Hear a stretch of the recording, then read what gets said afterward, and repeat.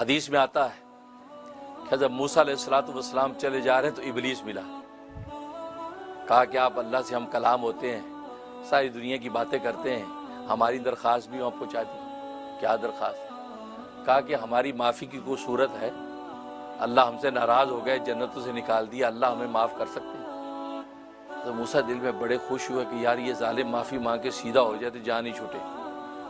اس بدبخت کی وجہ سے ساری مشقت ہے، قوم بگڑتی ہے تو پیچھے شیطان ہوتا ہے، تو یہ بدبخت سدھر جائے گا تو کوئی گناہ نہ معصیت، آرام سے جنت نظیر زندگی۔ کہا کہ ہاں ٹھیک ہے میں بات کرتا ہوں۔ کہا ہمارے لیے معافی کی کوئی شکل نکلواؤ، پتہ کرو۔ اب یہ گئے اللہ سے ہم کلام ہوئے۔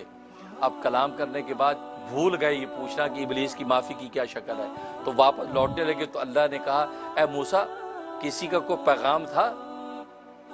تو فوراً یاد یا اللہ ہاں رب آپ دانا اور بینا ہیں، وہ ابلیس نے مجھے کہا تھا کہ وہ معافی، ہاں بالکل اس کو کیا معافی ہو سکتی؟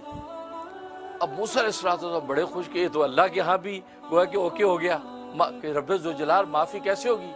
کہا کہ ویسی ہوگی جو کہا تھا وہ آج پورا کر دے، معاف کر دیں گے۔ ہم نے کہا تھا سجدہ کرو آدم کو، تو اس نے نہیں کیا، تو آج بھی وہی حکم ہے، آج سجدہ کر لے، آج معاف کر دیں گے۔ پہلے بھی آدم کا پتلا ہی پڑا تھا تو ہم نے کہا سجدہ کرو، اس نے انکار کر دیا۔ آج آدم اسی طرح قبر میں پڑا، آج سجدہ کر دے، ہاں اس کو معاف کر دیں۔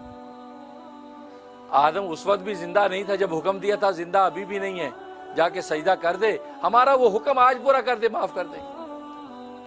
موسیٰ علیہ السلام بڑے خوش ہوئے کہ بھئی اتنا آسان نسخہ، کوئی لمبی شرطیں نہیں ہیں، جلدی سے واپس آئے۔ اب بے چین ہے کہ بھئی ابلیس کو یہ خوشخبری سناؤ۔ ابلیس ملا، جی ہاں جی ہمارا کیا بنا؟ کہا کہ بھئی تیرے لیے بڑی خوشخبری، گڈ نیوز۔ کہتے کیا؟ کہا کہ اللہ نے کہا جو چیز اس نے اس وقت کہی تھی وہ اس وقت تو نے پوری نہیں کی، آج پوری کر دو معافی ہو جائے گی۔ آدم کو سجدہ کرنا تھا، وہ سجدہ آج کر دو معافی ہو جائے گی۔ تو اس وقت کہکا لگایا، ابلیس نے کہکا لگایا۔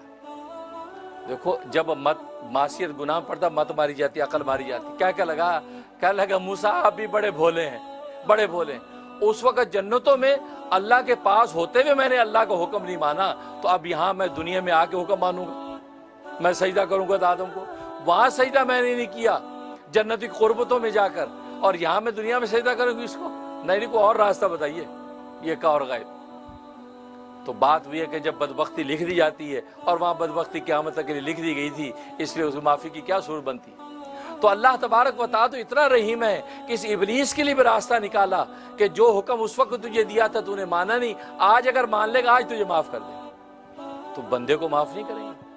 یہ بندہ کتنے گناہ کر لے اللہ کو تھکا نہیں سکتا، اللہ معاف کرتے کرتے نہیں تھک سکتے، آپ گناہ کرتے کرتے تھک جائیں گے۔ اس لیے حدیث میں فرمایا، اللہ فرماتے ہیں اے بندے تو گناہ کرتا کرتا تھک جائے گا لیکن میں تجھے معاف کرتا کرتا نہیں تھک سکتا۔ تو مجھے تھکا نہیں سکتا جتنے گناہ کرتا رہے، لیکن میں تجھے معاف کرتا رہوں گا، شرط یہ کہ معافی مانگ۔